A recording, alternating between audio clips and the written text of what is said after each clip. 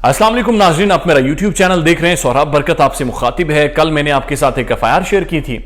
जिसमें आपने देखा था कि गुजर खान थाने में वो FIR बुनियादी तौर पर एक खातून ने दर्ज करवाई और खातून का ये कहना था कि बुनियादी तौर पर उन्हें दो लड़के लेकर गए, उनके साथ ज्यादती की, पहले उन्होंने लिफ्ट मांगी और दिस इज हाउ वो सारा प्रोसेस बढ़ा था। उसके बाद मैंने कोशिश की अपने कुछ दोस्तों को लगाकर और कुछ सोर्सेज की जिम्मेदारी लगाई कि आप रावलपिंडी इस्लामाबाद का कम से कम सारा डेटा निकलवाएं और सारा डेटा निकलवाकर कम से कम ये बात वाजे करें कि आखिर एक साल में या गुज़श्ता 6 माह में कितनी ज्यादा ज्यादतियां की गई हैं खवातीन के साथ और कितनी ज्यादा ज्यादतियां रिपोर्ट हुई हैं और उनके बाद कितनी ज्यादा ज्यादतियों के मुकदमात अपने हतमी अंजाम तक पहुंचे और कितने ज्यादा मुकदमात में खवातीन ने बुनियादी तौर पर जिम्मेदारी मानी है या किसी पर जुर्म साबित हुआ है। अब आप हैरान होंगे, जो स्टैट्स में आपके साथ शेयर करने वाला हूं आपको परेशान कर देंगे कि गुज़श्ता 6 माह से 1 साल के दौरान कम से कम 100 से ज्यादा खवातीन के साथ ज्यादती के केसेस हुए हैं। अब मैं एग्जैक्ट फिगर्स आपको नहीं बता सकता या आपके साथ वो डिटेल एग्जैक्ट शेयर नहीं कर सकता क्योंकि अभी तक डॉक्यूमेंट मेरे पास नहीं पहुंचा। कल परसों तक पहुंच जाता है, वो मैं आपको शो करवा कर उसके बाद इस पर मजीद तफसीलात आपको बताऊंगा। लेकिन अभी तक की जो इतलात मेरे पास पहुंची हैं वो बड़ी तशवीशनाक है। वो इतलात ये हैं कि रावलपिंडी में 100 से ज्यादा तकरीबन ज्यादती के वाकयात रिपोर्ट हुए, उनके ऊपर FIRs कटी हैं। रावलपिंडी के 33 थानों में ये सारे वाकयात रिपोर्ट हुए हैं और उसके बाद 80% से ज्यादा केसेस में जो खवातीन हैं उन्होंने बैकआउट किया है आखिरी लम्हात में आकर। जब केस चला भी है तो 80% से ज्यादा खवातीन ने दिस वे दैट वे और एनी वे उन्होंने बैकआउट किया है और उन्होंने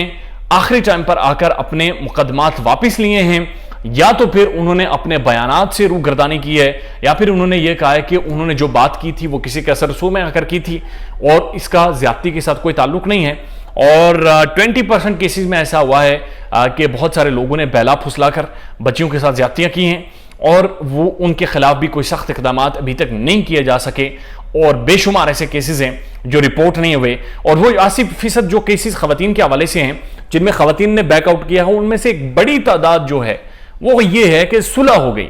यानी कि जब केस चलाया, ट्रायल हुआ, जब उसके बाद FIR दर्ज करवाई गई, जब अदालत में मुकदमा पहुंचा तो जो ही अदालत में थोड़ी सी डिले हुई तो दोनों फैमिलीज ने एक दूसरे के साथ बैठकर सुलह कर दी और मेडिकली ये जस्टिफाइड है कि उन सारी खवातीन के साथ ज्यादती हुई थी। अब ये बड़ी एक तशवीशनाक खबर है। It's something to think on it कि ये बड़ा सीरियस नोयत का मामला है और इसको बड़ी सीरियसली संजीदगी से देखना और समझने की जरूरत है कि अगर 1 साल में या 6 माह में इतने सारे केसेस रिपोर्ट हुए हैं और इतने सारे केसेस रिपोर्ट होने के बाद इतने सारे केसेस बैकआउट भी हुए हैं और इतने सारे केसेस में फैमिलीज ने आपस में सुलह भी कर दी है और इतने सारे केसेस में बहुत सारे खवातीन ने उन्होंने जो बयानात दिए थे उन्होंने उन पर मुआजरत भी की है कि उन्होंने बयानात गलत दिए थे। तो इसके लिए क्या फार्मूला होना चाहिए फिर जिन मर्दों की तज़हीक की गई है, जिनके साथ ज्यादतियां की गई हैं, जिनकी फैमिली लाइफ डिस्टर्ब की गई है, जिनकी फैमिली लाइफ बहुत सारे केसेस में तबाह की गई है, तो फिर उनका इजाला कैसे मुमकिन होगा? ये एक बहुत आम सवाल है जो कि सबको सोचना होगा और समझने की जरूरत है। जब भी किसी खातून के साथ कोई भी ऐसी ज्यादती हो या कोई भी ऐसा मामला पहुंचे तो आप यकीन कीजिए जो पहले आपके 7 दिन होते हैं या 4 दिन होते हैं वो इंतहाई इंपॉर्टेंट होते हैं। उन्हीं में जाकर आप केस किसी पर साबित कर सकते हैं, आप DNA करवा सकते हैं अपना और DNA का जब वो सैंपल आ जाएगा और पता चल जाएगा ये कौन सा मर्द है तो उसके बाद जाकर रेप केसेस में या ज्यादती केसेस में स्ट्रेंथ बनती है। तो आप ये बात अपने पल्ले बांधिए या खुद तक ये बात यकीनी रखें कि अगर ज्यादती हो तो सबसे पहले फौरी तौर पर मेडिकल टेस्ट करवाएं, उसके बाद FIR भी करवाएं और FIR के बाद भी मेडिकल टेस्ट करवाना हो तो कोई कबाहत नहीं है। लेकिन इन सारी चीजों को 48 घंटों के अंदर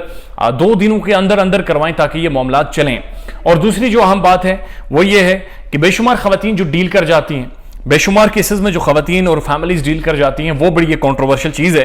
और जो 80% केसेस हुए हैं उनमें से 80% के 80% जो खवातीन हैं जिन्होंने बैकआउट किया है वो एक मुतवसत तबके से ताल्लुक रखती हैं, यानी कि लोअर मिडिल क्लास से। तो या तो उन्हें दबा दिया जाता है या तो उन्हें पैसे देके मुंह बंद करवा दिया जाता है और या तो फिर वो खुद ही पैसे ले लेती हैं या तो फिर वो खुद ही ऐसे मनगढ़ंत केस बनाकर पैसे ले लेती हैं। अब इसके हकायक अभी तक सामने नहीं आए लेकिन ये वो बड़ी इंटरेस्टिंग स्टैट्स हैं जिनको देखने की समझने की जरूरत है और ये सारी डिटेल्स मैं आपके सामने लाऊंगा इंशाल्लाह। और एक एक करके बताऊंगा कि कौन से थाने में, जो रावलपिंडी के 33 थाने हैं, उनमें से कौन से थानों में कितने केसेस रिपोर्ट हुए, उन फैमिलीज ने बैकआउट किया या फिर उन फैमिलीज ने डील की, या ये किस तरह से मामला आगे चले हैं। ये सारी तफसीलात इंशाल्लाह आने वाली वीडियो में आपके साथ डिटेल में शेयर करेंगे। अपना ख्याल रखिएगा। अल्लाह हाफिज़।